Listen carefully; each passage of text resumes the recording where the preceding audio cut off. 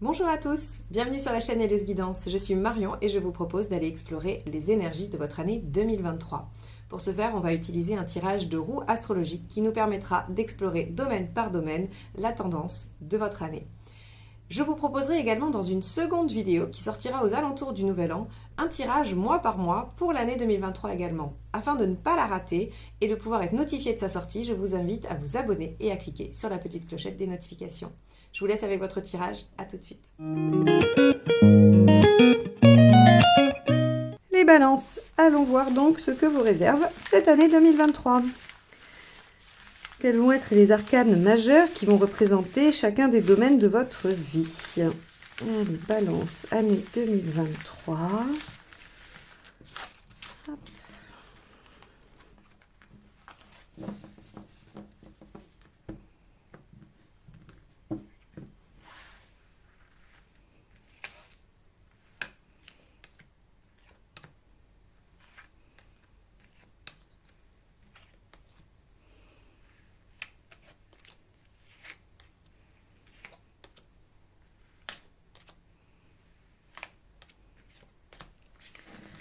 Voilà, les 12 cartes qui vont représenter votre année. Alors, on va avoir en maison 1 le chariot inversé. En maison 2, le mât inversé. En 3, la force inversée. Maison 4, la tempérance. Maison 5, la justice. Maison 6, l'amoureux. 7, la lune. 8, le jugement. 9, le pape. 10, la roue. 11, le pendu. Et 12, l'étoile. Alors, hop, on va rapprocher ça. D'accord. Alors, on y va. On voit que pour vous, au niveau professionnel, il y a des choses qui vont bouger, puisqu'on voit que les deux maisons qui vont quand même nous parler de vos activités quotidiennes et de votre carrière sont extrêmement bien aspectées. On voit aussi que au niveau de votre foyer, de votre fort intérieur, de comment vous allez vivre les choses, on a aussi une très belle carte, très douce, donc avec quelque chose qui va probablement vous permettre de vous ressourcer chez vous. On a la lune dans la maison 7 qui va nous parler de fécondité par rapport à des partenariats ou par rapport à la relation avec votre conjoint. On a aussi des cartes assez positives ici sur le jugement inversé dans la 8 qui veut nous parler quand même d'innovation, de renouveau. Dans la maison 12, on a l'étoile. Bon, on a quand même pas mal de jolies cartes. On va voir, le mât est inversé dans la maison 2, ce qui est plutôt une bonne nouvelle. Donc on va aller explorer ça, mais la tendance, c'est que c'est une bonne année, et notamment une extrêmement bonne année, je dirais, pour votre carrière. Alors, la maison 1, c'est le chariot, c'est votre façon d'être, ça va être votre état d'esprit, et c'est également la meilleure façon d'aborder cette année. Avec le chariot inversé, on vous dit que peut-être vous manquez un peu de confiance, vous manquez un peu d'entrain par rapport à ça. Alors, j'aurais tendance à dire que peut-être vous sortez de 2022 un peu fatigué, avec des choses qui vous ont traversé, alors qui ont traversé certains domaines de votre vie, peut-être pas tous, mais peut-être que voilà, il y a une fatigue sur la fin 2022, avec l'espoir probablement que 2023 soit meilleur, mais en même temps, voilà, aucune certitude, donc un manque d'entrain. Et tout au long de l'année, vous allez avoir à cœur de dépasser vos obstacles, d'essayer d'aller de l'avant, mais il faudra travailler la confiance en vous, ça c'est sûr. Parce que le chariot inversé, il vient nous dire que vous doutez de vos capacités à aller au-delà et à dépasser les obstacles. Bon, je pense que l'année 2023 viendra vous montrer que vous avez les capacités, hein, mais vous allez probablement en douter régulièrement. Alors la maison 2, elle va nous parler de vos ressources. Alors sur un plan très pratique, ça va être votre argent, vos biens, ce que vous gérez de matériel. Et puis on a aussi les talents à développer. Alors avec le mât inversé, aucun danger, on ne prend pas de risque, on reste dans une situation confortable. Si vous faites des placements, ils sont sécurisés. Hein, ça ne sera pas des choses avec, je ne sais pas moi, des risques de perte ou vous n'allez pas jouer en bourse. Hein, voilà, vous faites plutôt des placements qui sont sécurisés, qui vous assurent quand même de ne pas perdre votre base. Si vous, je sais pas moi, si vous achetez quelque chose, vous allez acheter quelque chose dans lequel il n'y a pas de risque. Hein, c'est-à-dire que tout ce que vous allez faire en rapport avec votre argent ou vos biens, sera une situation assez sécure, assez normative, ce qui fait que voilà, il n'y a pas grand risque. Par rapport à vos talents, eh bien, le mât inversé, il est un peu conventionnel. Alors j'aurais tendance à dire que avec les balances, vous aimez être dans l'harmonie, mais pas forcément dans le conventionnel. Et bien là, j'ai l'impression que ce mât, il pourrait vous signifier que vous allez devoir trouver comment être original sans pour autant sortir du paysage, on va dire, j'allais dire normatif, c'est un petit peu trop sérieux ça. En tout cas, c'est comment insérer votre originalité, votre créativité dans quelque chose d'assez normalisant. Voilà. Mais je dirais plutôt que cette maison 2 avec ce main inversé, elle vous rassure sur vos aspects matériels, hein. La maison 3, qui va nous parler de votre intellect, de la façon dont vous communiquez, de également votre façon d'apprendre. On voit, alors je pense que c'est, là j'arrive vers la fin des signes, hein, donc je crois qu'il m'en reste 2 à faire. La maison 3 est un peu aspectée délicatement, j'ai l'impression, chez la plupart des signes. Comme si tout ce qui va être en lien avec la communication, l'apprentissage, les liens entre les gens va être un petit peu mis à mal, ou en tout cas on va se sentir un peu en difficulté. Il y a des choses auxquelles on va être obligé de se soumettre. On a eu souvent la force inversée ici. Donc j'ai l'impression que voilà, la communication, tout ce qui va être autour de l'intellect, du savoir, de l'apprentissage est un peu en difficulté. Et notamment chez vous les balances également. Donc ce que ça veut dire concrètement pour vous sur votre année, c'est que si vous voulez vous relancer dans des études, ça sera peut-être un peu plus laborieux que sur d'autres périodes où ça serait plus faste. Là on vous dit peut-être que ça va vous demander plus d'efforts, plus de temps, plus de concentration. Votre mental ne sera pas à son apogée, à sa meilleure forme. Votre façon de communiquer aussi sera soumise à des contraintes. Alors, est-ce que on vous autorisera pas à dire exactement ce que vous pensez? Est-ce que on vous autorisera pas à communiquer sur ce que vous voulez, ce que vous ressentez? En tout cas, avec la force inversée, on est quand même un peu soumis à une situation qu'on maîtrise pas. C'est vraiment la signification de cette carte. Donc, j'aurais tendance à dire que dans vos liens, il y aura peut-être un peu de contraintes. Alors, est-ce que cette contrainte, elle est pour rester dans des choses confortables et pas et qui font pas prendre de risques? Est-ce que vous allez être obligé de prendre un peu sur vous pour pouvoir bénéficier de cette évolution professionnelle? Est-ce que vous allez prendre sur vous pour pouvoir obtenir tempérance en maison 4? Ça reste à définir et ça sera particulier pour chacun de vous. En tout cas, voilà, c'est une maison qui est peut-être, d'ailleurs c'est la seule hein, qui est pas super super, et encore une fois la force inversée c'est pas la carte la plus catastrophique, donc bon voilà, on vous dit juste que ça sera peut-être plus une année pour développer le professionnel que pour développer votre propre capacité à apprendre, à intellectualiser, voilà. Bon, on verra après avec le reste. La maison 4. Tempérance, ce qu'elle vient nous dire, c'est que la maison 4, c'est votre fort intérieur, hein, c'est votre vie quotidienne, domestique, c'est l'intérieur de votre foyer, c'est ce qui se passe chez vous. Donc, ça peut concerner le partenaire ou les enfants s'il y en a, mais en tout cas, c'est vous dans votre vie intime. Avec tempérance, il y a de l'apaisement, de la guérison, il peut y avoir des compromis de trouver. Quoi qu'il en soit, il y a un retour à l'équilibre, il y a quelque chose qui vient vraiment s'équilibrer avec d'autres aspects peut-être de la vie. Ce qui est quand même une extrêmement bonne nouvelle parce que quand on voit comment est aspectée votre carrière ou votre vie professionnelle, on pourrait penser que ça peut déstabiliser votre vie personnelle, intérieure ou familiale. Eh bien, avec tempérance, on nous dit que non, vous savez parfaitement allier tout ça, que vous trouvez la bonne façon de faire pour que tout soit concilié. Donc ça, c'est très bien, c'est parfait.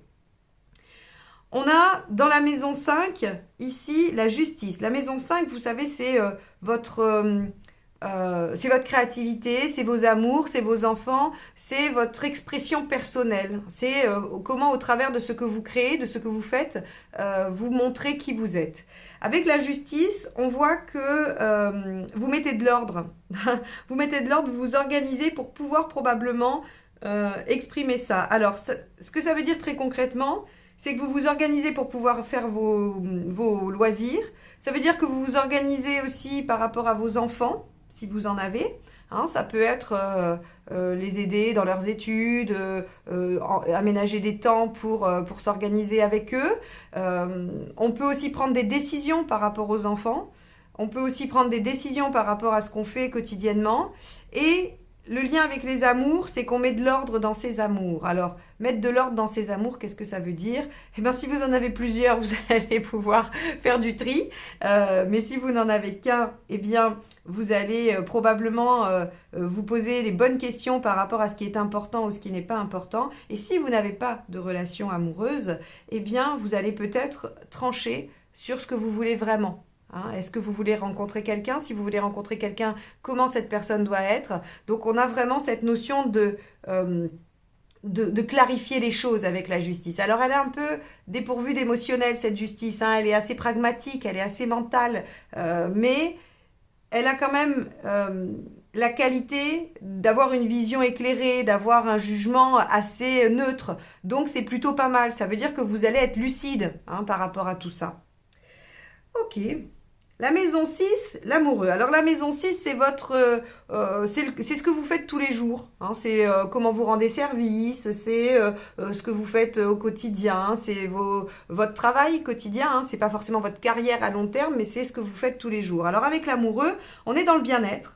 Donc il y a quand même un plaisir à être chez soi, déjà, dans un premier temps. Et puis il y a aussi une belle harmonie, encore une fois, par rapport aux gens qu'on croise tous les jours, à vos collègues, à ce que vous faites quotidiennement. Avec l'amoureux, on voit aussi qu'il y a peut-être une question de choix qui va se poser.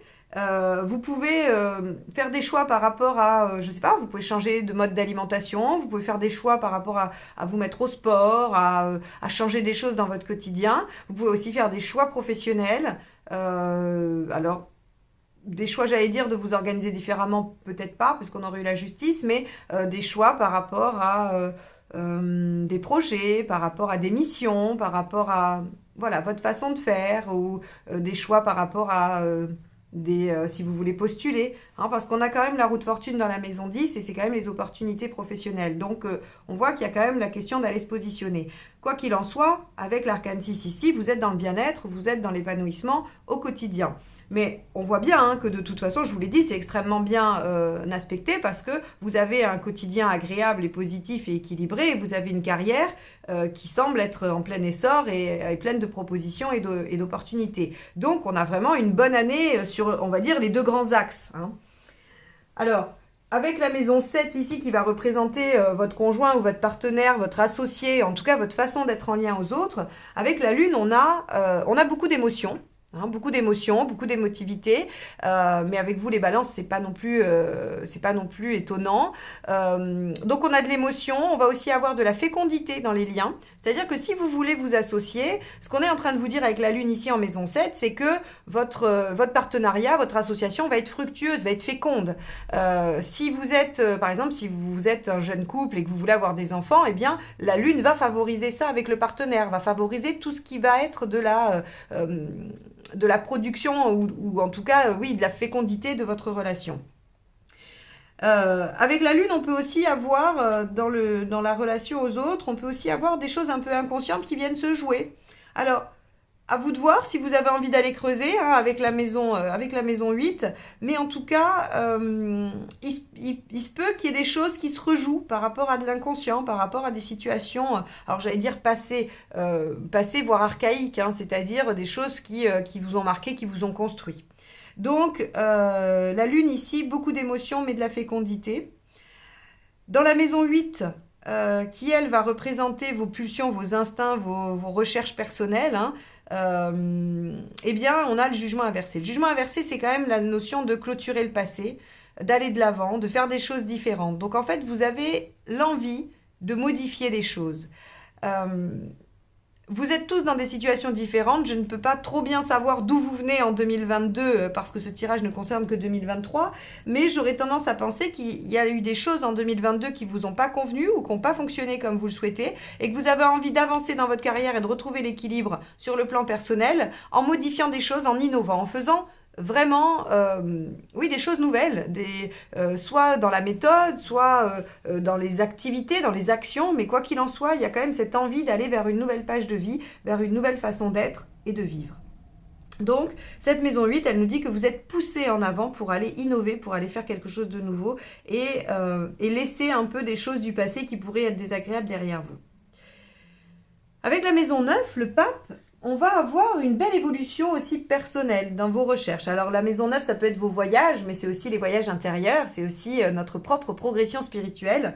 Et donc ici, avec le pape, on a une très belle évolution. Ça veut dire que vous allez apprendre des choses, soit par mentoring, hein, c'est-à-dire parce que vous allez être inspiré par des gens, vous allez avoir des lectures qui vont vous inspirer, soit parce que vous allez entreprendre vous-même un cycle initiatique de choses, que vous allez, je ne sais pas moi, consulter des thérapeutes qui vont vous aider à cheminer. Quoi qu'il en soit, avec le pape, on a une belle évolution. N'oubliez pas quand même que l'objectif finalement du pape, hein, ça va être de s'émanciper des doctrines ou des dogmes et de créer sa propre vérité qu'il transmettra ensuite. Donc ici, avec le pape, on vous dit, vous allez commencer à pouvoir intégrer, vous approprier des choses de votre évolution, de votre avancée. Donc ça, c'est vraiment également très chouette. Hein. Les balances, vous avez vraiment une belle année. Hein. Vous allez manquer de confiance en vous, probablement parce qu'il y a beaucoup de choses qui vont s'ouvrir, parce que vous allez être un petit peu sur tous les fronts. Mais je vous dis, mis à part celle-ci et celle-ci, hein, la maison 1 et la 3, les autres sont assez belles quand même. Hein. La maison 10... Donc, je vous ai dit que la maison 10, c'était votre carrière, c'est votre rôle social. Alors, si vous êtes à la retraite, c'est comment vous vous présentez à la société. Hein. C'est ce que vous faites qui vous définit par rapport aux autres. Eh bien, la roue de fortune, elle nous dit que les choses avancent. Si elles étaient bloquées, elles se remettent en mouvement. Et surtout, il y a des opportunités à saisir. Avec la roue, on va vous faire des propositions. Des propositions par rapport à quelque chose qui pourrait vous aider à développer cette posture dans la société ou à développer votre carrière si vous travaillez. Donc là, très important, d'où cette notion de choix éventuellement hein, dans la maison 6, c'est-à-dire qu'au quotidien, ça va amener des choix que vous allez devoir faire. Donc, encore une fois, les opportunités, vu que la roue est à l'endroit, ce sont de bonnes opportunités d'avancer, d'évoluer, de progresser. Donc, encore une fois, tout est très positif pour vous dans ce domaine-là. Dans la maison 11, on a le pendu. Alors la maison 11, elle, c'est votre idéal, votre rêve, hein, ce à quoi vous voudriez... non, c'est ce que vous voudriez atteindre à la fin de votre vie. C'est sur votre lit de mort, si on vous dit, voilà, est-ce que vous avez réalisé ce que vous vouliez dans votre vie, c'est la maison 11. Hein, c'est vos grandes aspirations, vos grands espoirs, vos grands rêves. Avec le pendu ici, on vous dit que c'est pas encore pour tout de suite, que ça c'est un peu bloqué, mais par contre... que vous allez, durant cette année 2023, regarder ça sous un angle différent. C'est-à-dire que le fait que ça ne vous soit pas autorisé tout de suite, que ça n'avance pas forcément sur 2023, va vous permettre de vous poser et de vous dire, ok, mais est-ce que c'est vraiment ça? Est-ce que ça n'a pas changé? Parce que si ça se trouve, vous êtes toujours sur la version de vos grands espoirs d'il y a, je ne sais pas, 5 ans, 10 ans, 20 ans, ou de quand vous étiez jeune, et ça a peut-être changé. Et peut-être que cette année 2023, avec tout ce qui va se passer dans votre vie personnelle et professionnelle, ça va peut-être vous amener à remanier ce grand rêve. Et donc, encore une fois, le pendu ici est extrêmement positif parce que même s'il contraint, il est salutaire, puisqu'il vous contraint pour vous obliger à vous repositionner et à regarder les choses sous un autre angle. Donc là, on vous dit, par rapport à vos grands rêves et vos grands espoirs, il va falloir vous poser et le regarder avec objectivité, et pouvoir dire, eh bien, effectivement, hein, je le mets en lien avec la maison 5, qui est comment j'ai envie de m'exprimer moi dans le monde, eh bien, il va falloir mettre de l'ordre, il va falloir faire du tri. Et peut-être prendre des décisions par rapport à ça, pour le réajuster, le remanier. La maison 12, qui, elle, va nous parler de ce qui doit être abandonné pour vous transformer, hein, ce qui va vous forcer à lâcher prise, eh bien, l'étoile vous dit que l'univers va vous apporter des signes, des situations, des événements qui vont vous obliger à accepter que même si c'est vous qui agissez dans votre vie, il y a des choses qui ne dépendent pas forcément que de vous et qu'il y a parfois des chemins qu'il faut savoir emprunter avec confiance en se disant que c'est peut-être que si c'est là, c'est peut-être bon pour nous. Donc ici, on va vous demander de travailler un peu la foi. On va vous demander de travailler... Alors, je ne suis pas très étonnée avec la maison 9 qui est représentée par le pape parce que ça veut dire qu'effectivement, on va venir vous confronter un peu sur votre spiritualité et sur vos croyances. Alors, vous pouvez bien sûr être déjà dans la foi et la spiritualité, mais je pense que là, on va vous demander de passer à l'octave supérieure. Et donc, forcément, on va vous demander de lâcher sur des croyances, sur des représentations et de faire encore plus confiance à l'univers. Et à vous, par conséquent.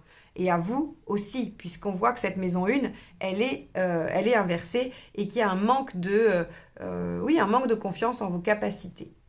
Donc les balances, vous voyez comment cette année va être assez porteuse pour vous dans plein de domaines. Elle va venir un petit peu vous bousculer, vous chatouiller, mais finalement, je pense que la finalité en sera vraiment très très belle et que vous allez passer une année 2023 riche et épanouissante finalement. Je vous retrouve donc pour la deuxième partie près du Nouvel An et n'hésitez pas à liker, commenter et à partager ces vidéos. C'est comme ça que la chaîne se développe et que vous m'encouragez à continuer de vous proposer ces guidances gratuites mensuelles et annuelles. Je vous souhaite une très belle fin d'année 2022 et une très belle année 2023 et je vous dis à très vite. Bye bye.